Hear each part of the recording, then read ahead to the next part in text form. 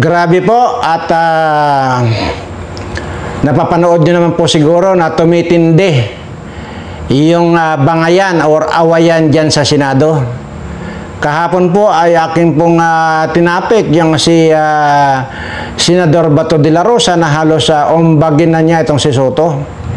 Ngayon na naman ay si Robin Padilla naman ay nagwala na at naghamon na. Tingnan nyo. Talagang gigil na, talagang galit na galit. At pakiramdam ko talagang gusto nang manakit. Pero for your information, napakarami pong baril niyan.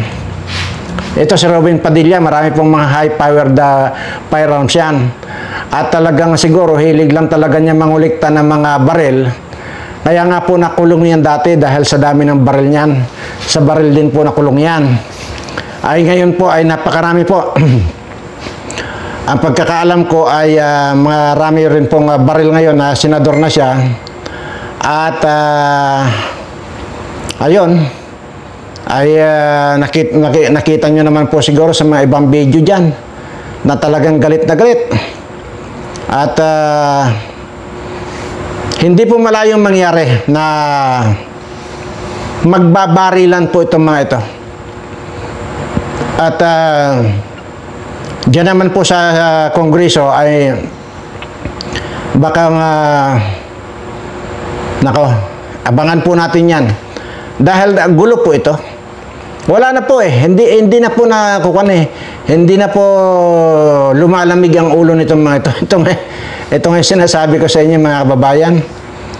At halit na pag-usapan nila yung kahirapan ng ating bayan at itong mga nangyayaring mga nakawan ay yan, yung para pong mga asong mga ulol ito na pinag-aagawan yung bulalo. Anyway, baka po sabihin yung puro daldal lang ako rito, ay gusto ko rin pong yung mga hindi po nakapanood ay para mapanood nyo naman po. At para wala po kayong masabi. Ayan po, Ayan, nagwawala na. Ito po ang sinisip na ko po. Ito po'y nag-iisang Diyos. Ito po nakasalalay ang aming pananampalataya. Wala po kaming magpakamatay dito. Sana po huwag pong gamitin ito para siraan ako. Sabi ko po, mahal na tagapangulo, kung gusto niyo ako mag-resign, ngayon na. Kung gusto niyo, huwag niyo akong siraan. Majority Leader, you have the floor. I think Senator Rowan Padilla wants the floor. Yes, sir. Yes, Senator Padilla, you're recognized. Maraming salamat po, Ginoong Pangulo. Nais ko lamang pong kunin ang pagkakataon nito bilang parlamentaryong pagsisiyasat po. Sana ganap po dito sapagkat, Ginoong Pangulo, ako po'y naguguluhan. Sapagkat dito pong nakaraang Huwebes, meron pong naglabas na isang journalist ito, isang istasyon, na sinasabi na ako daw po ay nagngat-ngat dito sa loob ng Senado. Ito po ay ano po yung middle finger po. Habang tayo daw po ay nagsasagawa ng lupang hinirang, nagpa-flag ceremony, ako daw po ay nagngat-ngat. At ito po ay naging malaking issue. Ako po'y nagtataka, Ginoong Tagapangulo, sapagkat noong pong dati na binigyan ako ng issue na isang chismis, naglabas po kaagad ng ating Sergeant of Arms ng report at binigay niya po kaagad sa media. Ito po, wala pong kahit na sino ang nagpapaliwanag na hindi ko po ginawa. Ang tanong ko po, meron po ba tayong tinititigan sa tinitingnan dito? Kasi napakabigat po ng akusasyon na ito sa harapan po ng ating bandila. Ako po yung magngangat-ngat. At gusto ko pong ipaalam sa ating mga kasama, kung politika lang, handa po ako mag-resign. Pero pagka-religion ko po ang pinag-usapan, kahit sino sa inyo, ano gusto nyo? Naghamon na. Wala pong problema. Pero wag pong religion ko. Hinihingi ko po, wag pong religion ko, mahal na tagapangulo. Dahil ito po'y malaking kapastusan sa amin. Ito po, ang sinisip na ko po, ito po'y nag-iisang Diyos. Wala nga naman 10. Dito po nakasalalay ang aming pananampalataya. Handa po kaming magpakamatay para dito. Magpakamatay ka na. Sana po, wag pong gamitin ito para siraan ako.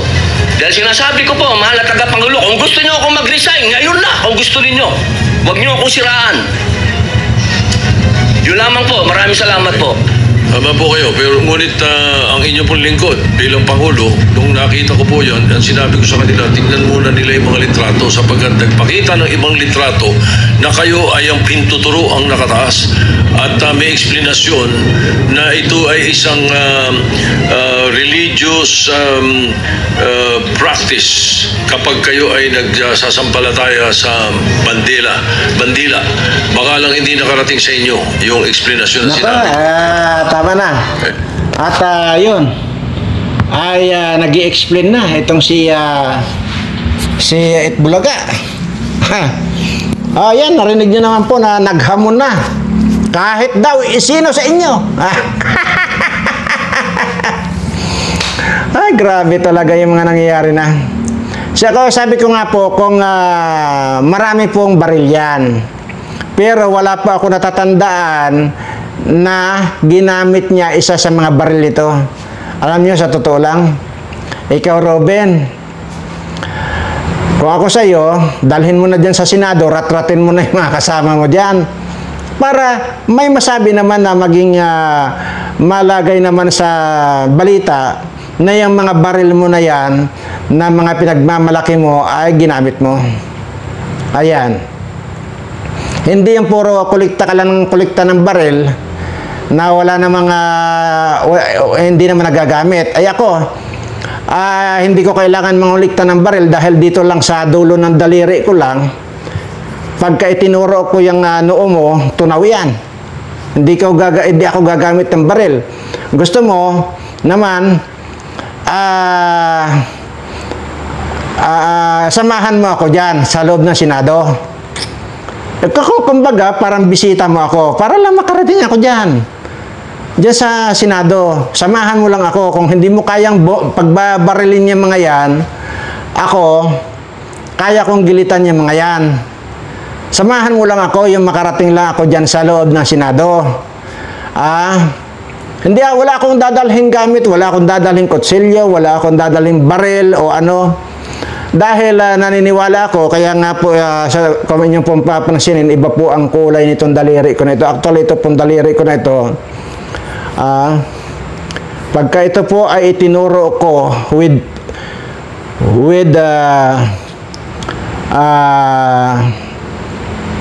feelings, ika nga, sunog yung bunbunan mo.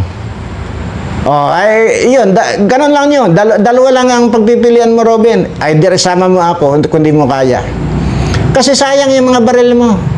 Wala, mabigat lang yan sa pamamahay mo. Wala yan.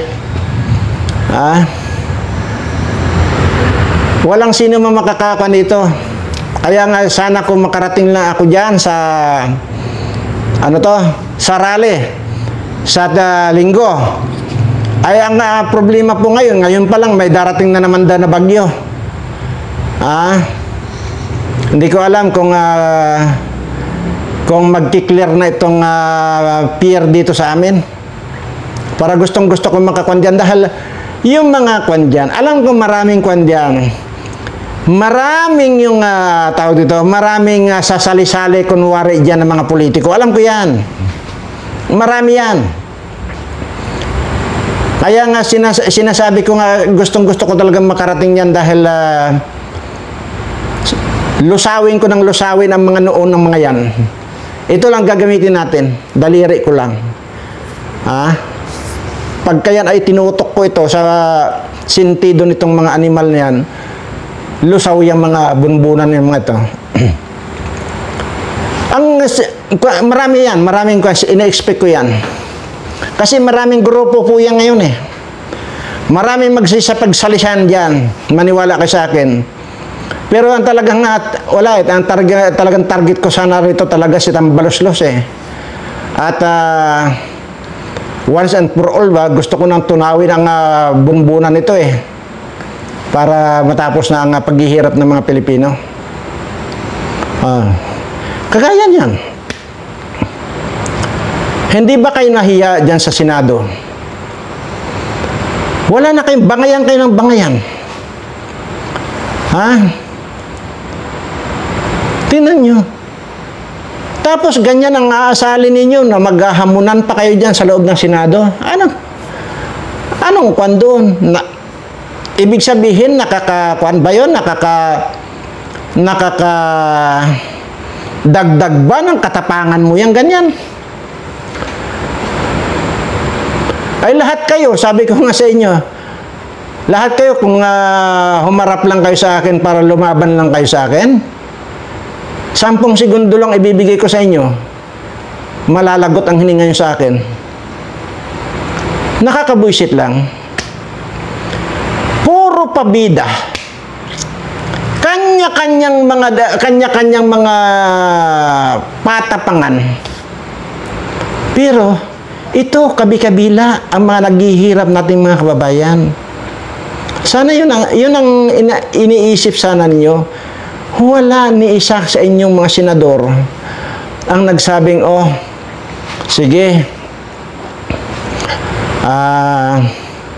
tama na muna itong ating mga hidwaan o ating awayan. Pwede ba magkaisa na lang muna tayo na para pag-usapan natin kung paano natin mapapaangat ang buhay nitong ating mga kababayan na napakaraming gutom na gutom, napakaraming mga walang masaing. Yun po ang inaantay ko sa inyo. Kahit isa sa senador na magsabi niyan. Nandyan lahat ang resources ninyo. Ang lalaki ng mga sweldo ninyo. May mga allowance pa kayo monthly na 2 million. Mayroon pa kayong 100 million a year. Tapos yan ang gagawin nyo, mag-aaway-away. Sa harap ng kamera, nakikita ng buong bansa. Anong klaseng kwan kayo? Anong klaseng mambabatas kayo? Para kayong mga ulol na mga aso na nag-aagawan sa buto ng bulalo.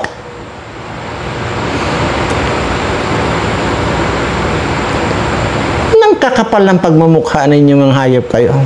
Hindi na kayo nahiya sa taong bayan. Wala ka talaga kang kahihiyan. Ganon din dyan sa Kongreso. Yung Congressman Rigodon ba yun? Yung siguro naman mayroon dyan sa inyo, kahit saang lugar ng Pilipinas mayroon yan. Alam po ba ninyo yung palakang Hawaiian Prague? Hawaiian Prague. Yan. Kung tawagin sa Tagalog, palakang lason. Yung pong sa gabi, gumaganyan-ganyan sa kalsada. Marami po yun sa kalsada. Hawaiian Prague or palakang lason. Yan po yung mukha nitong congressman na pangit na itong Rigodon na ito. Tingnan nyo. Mag-i-hearing ang gago. Bago nag-hearing, pumunta muna sa isang handaan.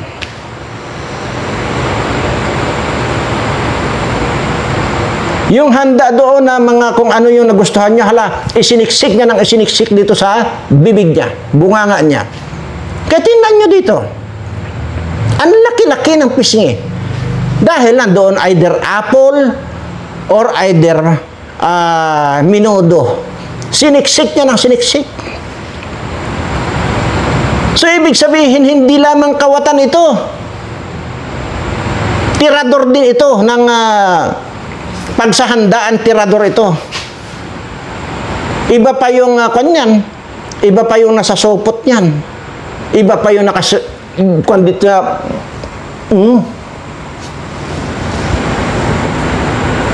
nandiyan, nakasiksik. Akala niya ang gwapo-gwapo pagka naghihirang ang gago.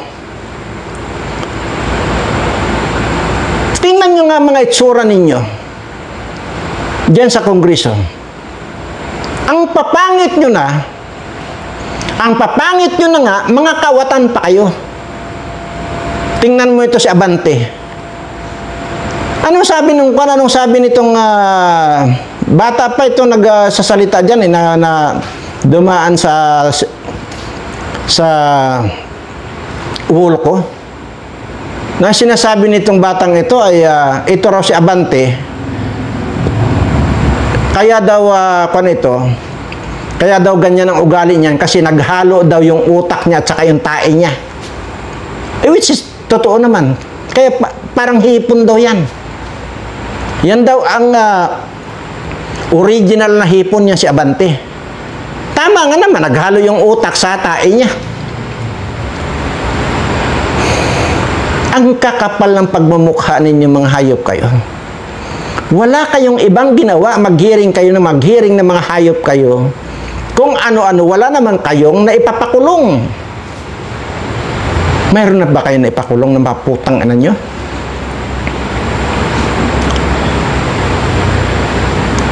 Pag mayroon lang mag-sponsor sa akin, na mag-aakay sa akin papunta dyan sa Kongreso, sunog sa akin lahat itong mga kawatang ito. Ayoko magyabang dito pero sana nga lang may makapanood itong video kong ito. Escortan nyo nga ako. Yung kunwari bisita ninyo ako dyan. Basta makapunta lang ako dyan. Isa-isahin ko sunugin ang mga kaluluwa nitong mga ito. At wawasakin ko mga utak nito. Rego doon na yan. Ang pangit-pangit ang panito. Di ba mayroong kwan dyan mayroong hearing sila doon sa DA, Department of Agriculture. Pati ba naman isda, pinakialaman itong si Saldico, kaya napatamimi itong Saro Bicol Saro. Itong kawatan ng tirador ng handaan, dito niya sinisiksik yung apple, o kaya dalawang apple yan, kaya tingnan nyo, pag nagsasalita yan dyan, black na bukol dito.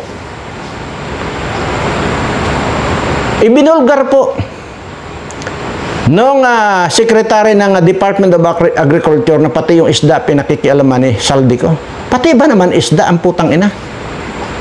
Hindi pa siya nakakontento sa mga flood control project nila ng mga hayop na to. Pati isda. Aywan ko kung nandito pa. Tingnan natin. Yung mga gago itong mga hayop na to.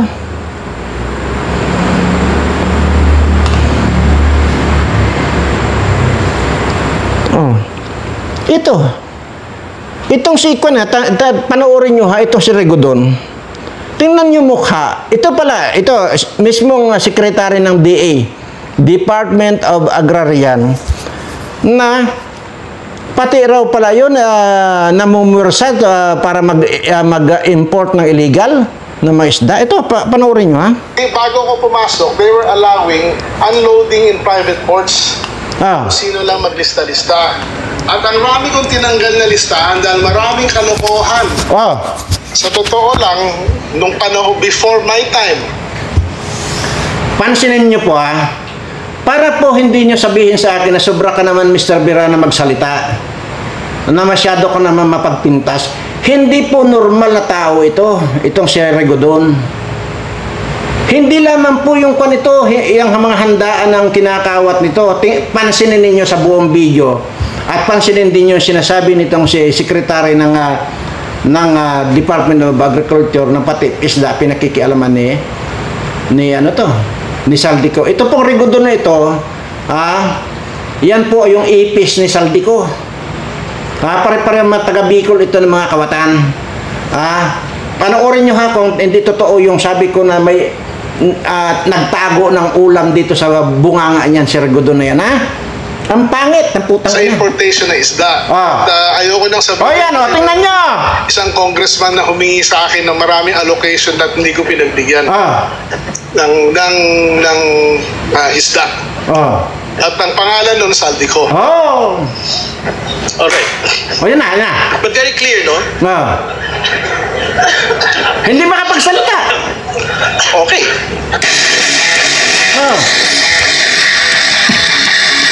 Hindi makapagsalita. Paano? Kanya ito. Amo niya itong ito, si Saldico, itong si Regodon na ito. Tingnan nyo. Nung sinabing Saldico, hindi na nakapagsalita, natamimi ng gago. Ano ang mangyayari sa atin ngayon kung Kayo dyan na nagtatakipan ng mga hayop kayo. Kayo lang ang lumalamon ng pira ng bayan ng kakapalin nyo. Sana maimpatso na lang kayo mga hayop kayo. Magkamatay na lang kayong lahat. O, kagaya niya, sana mabulunan niyan kasi nagtago ng 2 apple this one. Ang pangit ng hayop na to. Pag makaharap ko, pumpyangin ko ang mukha niyan eh. Maniwala kayo sa akin. Pag pinumpyang ko yan, parang banda yan. Yan pala, yung mga kunha, yung may mga banda. Diba? Yung mga minsan nag-hire ng mga banda, mga ganyan. Yung sa halip na tambol. Diba? May mga tambol yung mga banda. Yan ang i-hire nyo ito si Rigodon. Gawin yung tambol, yung bunga o kanyan, yung pisngi niyan. Yan ang gawin yung tambol.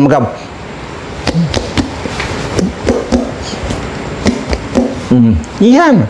Gawin nyo, maganda ang tunog ng kanyan. Bunganga ng hayop na yan. Anyway, wag na muna natin pag-usapan yan dahil dito, hindi ko po pwedeng hindi bigyan ng pansin itong mga subscriber ko.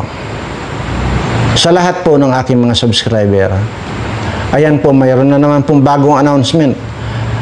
Ang Pag-asa na yun pong namumuong LPA ay ganap na raw pong bagyo. Ano yung pangalan? Melody ba yan? Ano yan? Basta nalimutan ko na po. Bagyo na naman po. So, ang ibig ko pong sabihin dito ay grabe na naman yung pahirap dito sa mga kababayan natin. At nandyan na naman yung mababaha na naman yung bahay nila. Masisira na naman yung mga gamit nila. At wala na.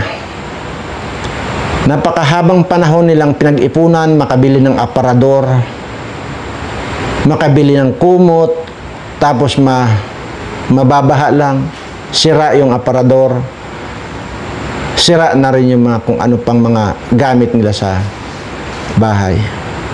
At ito po yung dahilan ng mga paghihirap ng ating mga kababayan. Ito ang mga salarin, ang mga senador at mga congressman. Kaya nga po sa 21 ay kung nandyan man po ako, dead or alive, ang gagawin natin dyan, sugurin yung dapat sugurin, gilitan yung dapat gilitan, at patayin yung mga kawatan. Anyway, tapos na po. Basta po kayong mga subscriber ko, mag-ingat po kayong lagi dahil sabi ko nga po, may bagyo na naman. Ingatan niyo pong huwag magkasakit, ingatan niyo pong huwag kayong magka-leptospirosis. Kung hindi po maiwasan na hindi kayo lulusong sa mga baha, magbuta po kayo. Lalo na po kung medyo may sugat yung inyong mga binti or paa, ay magbuta po kayo para hindi po kayo ma-leptospirosis. At hindi lamang po leptospirosis ngayon eh. Ang umiiral, marami pa pong mga marami pa pong mga mikrobyo ang dala nitong mga pagbahang ito. Maliban pa rin po dito sa mga mikrobyo nitong mga animal na mga congressman at mga senador na ito. Mas matindi po ang mikrobyo ng mga animal na yan. So, ingat po kayo, mabuti at lagi po tayong magdasal. Lagi inyong ibigay ang inyong pagtitiwala, pananampalataya sa ating Panginoon. Iisa lang naman po yung pwede nyo sabihin sa ating Panginoon.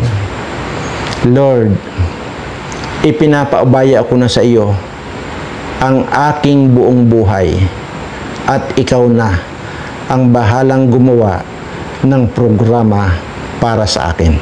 Ganun lamang po. Ganun lang po kasimple. Hindi po ninyo kailangan yung mag-abagi noong Maria. Napupuno ko ng grasa. Tingnan nyo lang dito. Panalangin lang ng mga Katolikong mga manyakis. Tama ba yan? Sasabihin, aba, Ginoong Maria, bakit? Lalaki ba si Maria? Hindi ba't babae si Maria? Ba't sasabihin, aba, Ginoong Maria?